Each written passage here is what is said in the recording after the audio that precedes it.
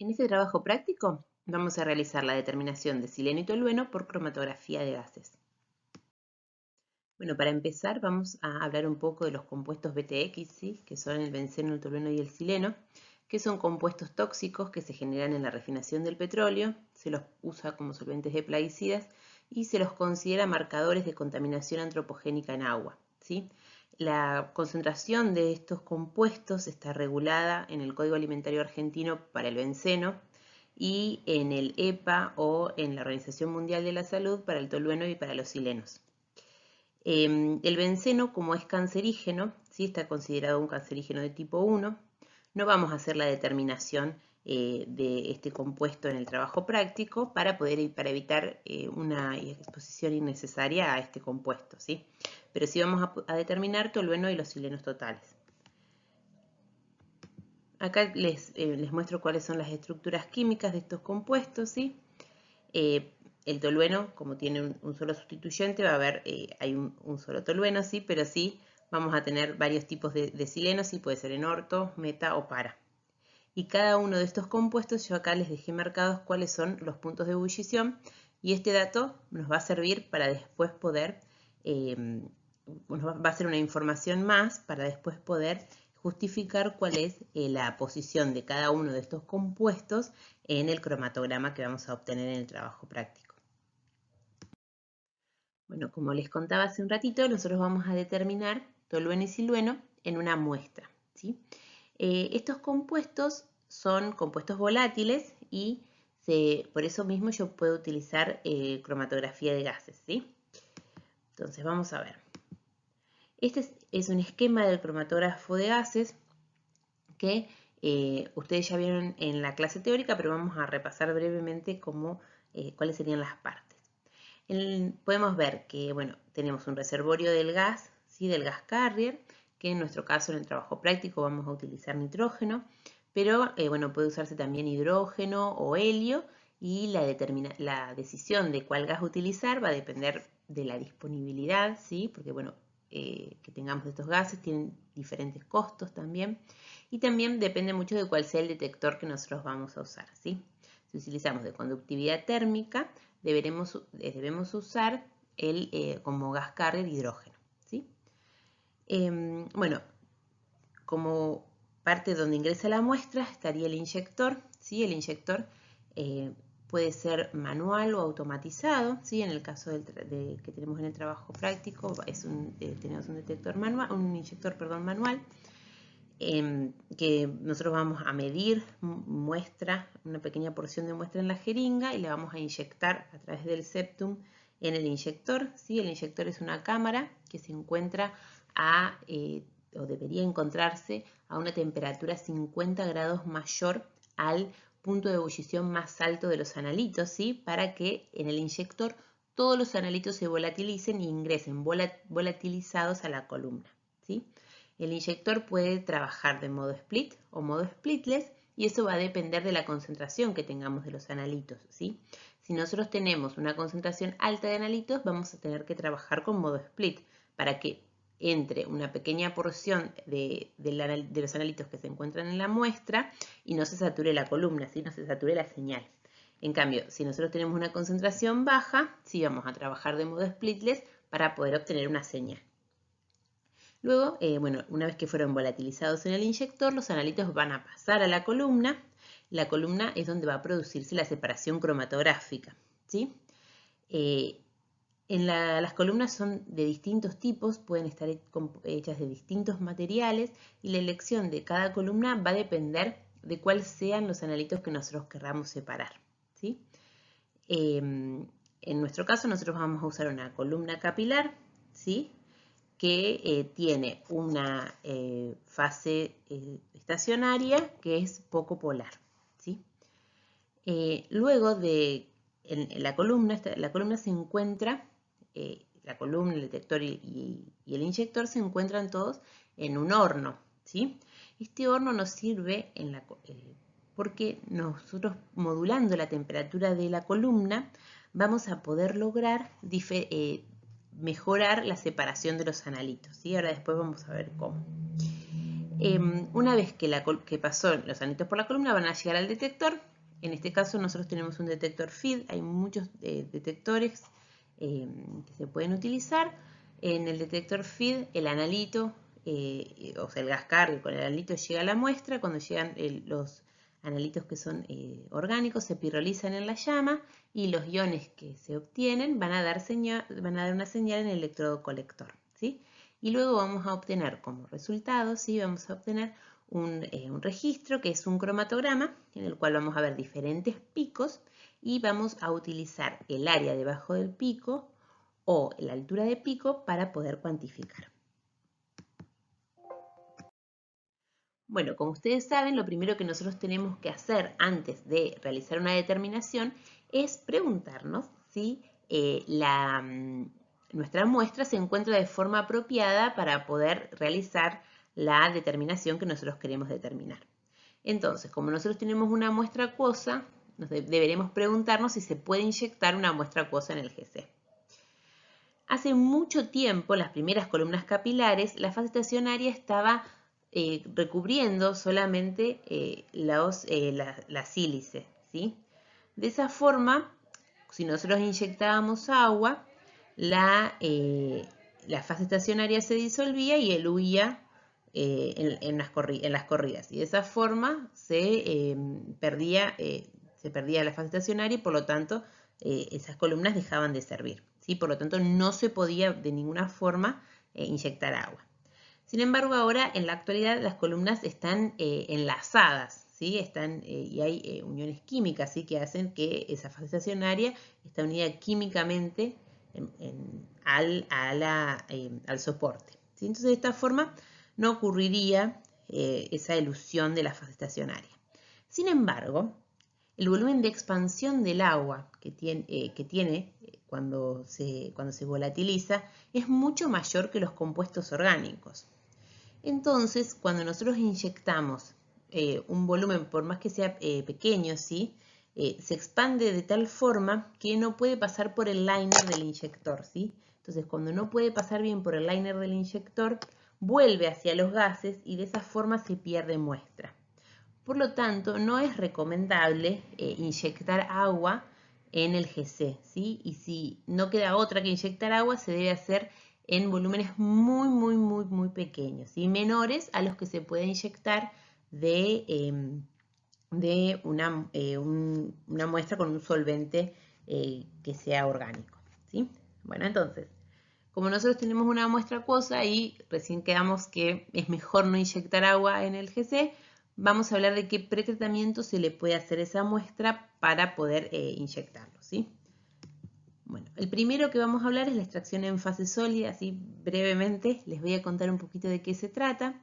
¿Sí? En la extracción en fase sólida son unos cartuchitos, es como una jeringa que está rellena, ¿sí? Con un material, ¿sí? Que puede ser o C18, ¿sí? O C8, ¿sí? Depende de lo que nosotros queramos separar. Vamos a elegir una columna de extracción en fase sólida diferente, ¿sí? Entonces lo primero que hacemos es aplicar la muestra, ¿sí? Esa muestra va a tener afinidad por la columna, por la fase sólida con la cual está compuesta esa columna y va a quedar retenida, ¿sí? Entonces el tolueno y el sileno van a quedar retenidos en la columna y el agua va a eluir, ¿sí? Después se puede realizar un lavado de las interferencias y con un solvente que no sea afín al sileno y al tolueno, ¿sí? Y finalmente vamos a lavar la columna totalmente, vamos a eluir los analitos de la columna utilizando un solvente que sea más afín al tolueno y al sileno que la fase estacionaria. Entonces de esa forma vamos a tener a los analitos en un solvente apropiado para utilizarlo en el GC y además en una concentración mayor a la que teníamos en el agua, ¿sí? Porque puede ocurrir preconcentración. También pueden utilizar el método de Headspace, que eso ya lo vieron en el teórico, ¿sí? También se puede usar microextracción en fase sólida, ¿sí? Que se usa como una fibra, ¿sí? Que la microextracción en fase sólida puede ser en Headspace o puede ser en contacto con la solución, ¿sí? Digamos, simple, ¿sí? En la cual se usa una fibra que tiene afinidad por los analitos, ¿sí? Y entonces quedan retenidos en esa fase aceptora y de esa forma nosotros después podemos preconcentrarlos y cambiarlos. ¿Sí? Esa fase aceptora es un líquido orgánico, entonces de esa forma podemos inyectarlos de forma apropiada en el GC. ¿Sí? Y también pueden realizarse extracciones con pentano.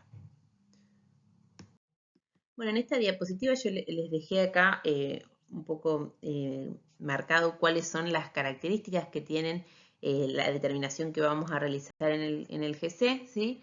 Vamos a utilizar, bueno, este es el equipo, es un equipo de Shimadzu, que pueden realizarse muestras con split, ¿sí? Vamos a usar una columna capilar de pared recubierta y un detector FID, ¿sí? Esta es la columna que tiene el equipo. Ustedes saben que va a ir cambiando, pueden tener de distinta longitud, de diferente diámetro, de diferente espesor, ¿sí? Y todas estas características van a hacer que tenga un diferente número de platos teóricos, como ya han visto en la clase teórica, ¿sí? En este caso vamos a utilizar como gas carrier el nitrógeno, como ya les había contado, y acá les dejo, si ustedes quieren, la página, después se las voy a dejar en la descripción del video, cuál es la página para poder encontrar cuáles son las especificaciones de esta columna. Bueno, para poder, lo primero que vamos a realizar en el trabajo práctico es optimizar las condiciones en las cuales vamos a realizar las corridas cromatográficas para poder obtener los mejores cromatogramas posibles con todos los picos separados y en el menor tiempo posible. Para poder comprender cuáles son los cambios que vamos a hacer, tenemos que repasar un poco a qué se debe la separación cromatográfica en cromatografía gaseosa, ¿sí? En este caso va a depender de la presión de vapor de cada uno de los componentes y la afinidad que tengan a la fase estacionaria, ¿sí? Nosotros podemos pensar que a cada uno de los sitios activos y van ocurriendo a través de la columna, van ocurriendo diferentes equilibrios en las cuales el analito se encuentra en la fase estacionaria o en el gas carrier, ¿sí? Y como este equilibrio puede estar descrito con una constante, ¿sí? Entonces, esta constante es la constante de afinidad o constante de partición y lo podemos describir como la concentración del analito en la fase estacionaria sobre la concentración del analito en la fase móvil o en el gas carrier, ¿sí? Esta constante depende de la temperatura y de la naturaleza química de la fase estacionaria. Entonces, si nosotros modificamos estos dos factores, vamos a poder modificar cuál va a ser el tiempo de elusión de los analitos, ¿sí? Porque van a quedar más o menos retenidos. Cambiar la naturaleza de la química de la fase estacionaria implica apagar el equipo, cambiar la columna, poner otra vez en régimen esa nueva columna y así ir cambiando por varias columnas hasta encontrar la correcta, ¿sí? Esto es muy difícil de hacer, ¿sí? Sobre todo porque las columnas son muy caras, ¿sí? No es algo que se pueda hacer fácilmente. Entonces, lo primero que hacemos es cambiar la temperatura. Entonces, yo ahora les voy a mostrar un ejemplo, ¿sí? De una muestra que tiene varios analitos, ¿sí? Que fueron corridas a distintas temperaturas. Ustedes habrán visto en la clase teórica que pueden realizarse corridas isotérmicas o en gradiente, ¿sí? Isotérmico significa que siempre es la misma temperatura durante todo el tiempo que se realiza la corrida. Y en gradiente significa que va variando. ¿Cuál usar o cuál no usar? Va a depender de las condiciones de los resultados que obtengamos, ¿sí? Uno en primer medida no puede ya conocer con exactitud cuál va a ser la mejor condición con la cual vamos a tener que trabajar, sino que vamos a tener que ensayarlo y determinarlo empíricamente cuáles son las mejores condiciones, ¿sí? Fíjense, en este ejemplo tenemos la primera corrida es isotérmica a 45 grados, ¿sí? Fíjense que los analitos quedan muy retenidos dentro de la columna y tardan mucho tiempo en eluir, ¿sí? Fíjense que hay 9 componentes y solamente eluyen 5 en media hora. Y además, ya cuando los picos quedan demasiado retenidos en la columna, la forma de los picos es más es menos puntiaguda, ¿sí? Entonces, de esta forma, estos picos son mucho más difíciles de determinar cuál es el área que hay debajo de la curva y no son deseables de obtener, ¿sí? Ahora, entonces, estos investigadores, o no sé quiénes son, dijeron, bueno, vamos a ver aumentando la temperatura, ¿qué pasa? ¿Sí? Y aumentaron a 145 grados, hicieron una corrida isotérmica a 145 grados. Obtuvieron un mayor número de picos, pero, sin embargo, todos se juntaron, ¿sí? Y eluyeron juntos todos los primeros picos 1, 2, 3 y 4 eluyeron juntos. Por lo tanto, esta corrida no les sirve para determinar la cuantificación si ellos quisieran determinar la cuantificación de 1, 2, 3 o 4. ¿Sí? Si solamente quieren medir la concentración de 5 o de 6, pueden usar estas condiciones. Si no, no les sirve. ¿Sí? Ahora, en esta situación en la cual hay muchos analitos que eluyen a diferentes tiempos, podemos utilizar un programa de temperaturas, ¿sí? O un gradiente de temperaturas. Entonces va cambiando, ¿sí? Fíjense que acá nos indica cómo va subiendo la temperatura a través del tiempo y de esta forma vamos a poder obtener una ilusión una mejor ilusión de los analitos, ¿sí? Y en un tiempo relativamente corto. ¿Sí? Entonces, una de las características que nosotros podemos modificar es la temperatura y es con lo que nosotros vamos a jugar en cromatografía de gases para poder obtener el mejor cromatograma posible. Bueno, una vez optimizadas las condiciones, vamos a realizar diferentes corridas para averiguar a qué tiempo de retención eluye cada pico. ¿Sí? Entonces, vamos a preparar una muestra de hexano, que es el solvente, y lo vamos a correr y vamos a evaluar cuál es, ¿sí? El tiempo de retención que tiene. ¿Sí? Luego, vamos a hacer lo mismo con una muestra de tolueno, ¿sí? En hexano, ¿sí? Por eso aparecen dos picos, porque el solvente es el hexano. A continuación hacemos lo mismo con una muestra de sileno, ¿sí? El sileno, como es una mezcla de para, meta y ortosileno, vamos a tener 3 picos, ¿sí? Que luego vamos a decidir cuál corresponde a cada uno de acuerdo a cuál es el punto de ebullición. Y por último, vamos a medir el undeceno, que es nuestro estándar interno, ¿sí? Por eso vamos a tener 2 picos, el del hexano, que es el solvente, y el undeceno, ¿sí? Vamos a mirar, vamos a evaluar cuáles son los tiempos de retención de cada uno de los componentes. En cromatografía gaseosa suele utilizarse, para realizar la cuantificación, el agregado de un estándar interno. ¿Por qué se hace esto? Esto se hace porque muchas veces es muy difícil medir una cantidad tan pequeña de volumen, ¿sí? Con las jeringas que nosotros utilizamos, poderlo medirlo exactamente, o también debido a la compresibilidad de los gases, cuando se usa una jeringa de gases, es difícil medir el volumen y además cuando se utilizan los sistemas de split, que como habíamos dicho cuando les describí cómo era el equipo, hay una parte de la muestra que se ventea y no ingresa a la columna. Pero esta parte no estamos seguros de que siempre sea la misma, ¿sí? Entonces, para poder evitar todos estos errores debidos a la inyección de la muestra, lo que hacemos es agregar otro compuesto, ¿sí? A las muestras y a los estándares que tenga un comportamiento similar a los analitos que yo deseo medir, ¿sí? En nuestro caso, nosotros vamos a usar el 1-deceno. Este estándar interno va a tener un área que se va a relacionar con el área del analito y esa relación que nosotros obtenemos, ¿sí? Vamos a poder sí relacionarla con la concentración del analito en la muestra o en los estándares, ¿sí?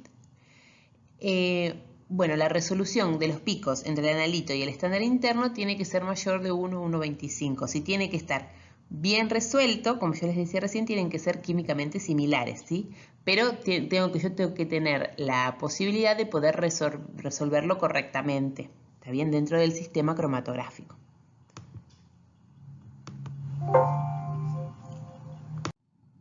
Bueno, una de las formas de realizar el agregado del estándar interno es utilizando un solo patrón, ¿sí? Entonces, para eso, ¿qué vamos a hacer? Nosotros vamos a preparar En el trabajo práctico nosotros vamos a preparar un tubo que va a tener una concentración conocida de tolueno, sileno y 1-deceno, ¿sí? Y lo vamos a llevar a volumen con hexano y vamos a inyectarlo en el equipo. Entonces vamos a obtener picos de cada uno de estos compuestos, ¿sí? Entonces vamos a tener uno que corresponde al estándar interno y uno que corresponde a cada patrón. Esto lo vamos a repetir por 3 veces hasta obtener factores de respuesta que estén dentro del 1% del valor promedio, ¿sí? Y utilizando esta fórmula vamos a poder calcular cuál es el factor de respuesta. Ahora, una vez que nosotros cuando inyectemos la muestra vamos a obtener otro cromatograma con también los picos que corresponden a cada uno de los analitos y un pico que corresponde al estándar interno. También utilizando esta relación y ya conociendo cuál es el factor de respuesta, vamos a poder averiguar cuál es la concentración del analito, que es nuestra incógnita. Esto también podríamos realizarlo haciendo una curva de calibración, ¿sí? En vez de calcular el factor de respuesta, nosotros podríamos hacer una curva de calibración armando distintos patrones con distintas concentraciones y averiguando la relación de cada uno y construyendo una curva de calibración. Entonces, en este caso, la curva va a estar en el eje de la Y, vamos a tener la relación del área del patrón, el área que tiene el patrón sobre el área del estándar interno. Y en el eje de las X va a ser la concentración del patrón sobre la concentración del estándar interno, ¿sí? Y con esa misma relación vamos a ingresar de la muestra, vamos a poder ingresar a la curva y averiguar cuál es la concentración de la muestra, ¿sí? Se puede hacer de las dos formas, o averiguando cuál es el factor de respuesta o armando una curva de calibración. Nosotros en el trabajo práctico vamos a averiguar cuál es el factor de respuesta. Bueno, chicos, para poder usar el simulador, lo primero que tenemos que hacer es ir a Restec.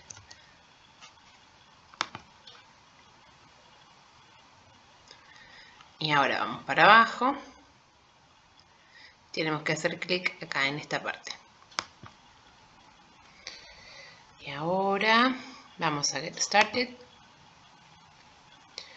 Y acá ya podemos usar el simulador, ¿sí? En esta parte de acá van a poner cuáles son los analitos que ustedes quieren separar, ¿sí?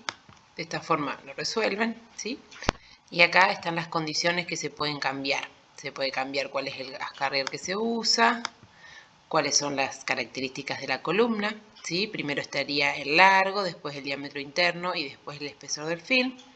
Y bueno, también hay otros parámetros para cambiar, como la temperatura del horno, puede ser isoterma o con un programa de temperaturas, puede ser el flujo, ¿sí? Distintas variables que pueden modificarse, ¿sí? Y otra cosa que se puede cambiar acá es qué columna usar. Cuando uno escribe cuáles son los analitos que quiere separar, el simulador le sugiere algunas columnas que pueden ser útiles para esos analitos.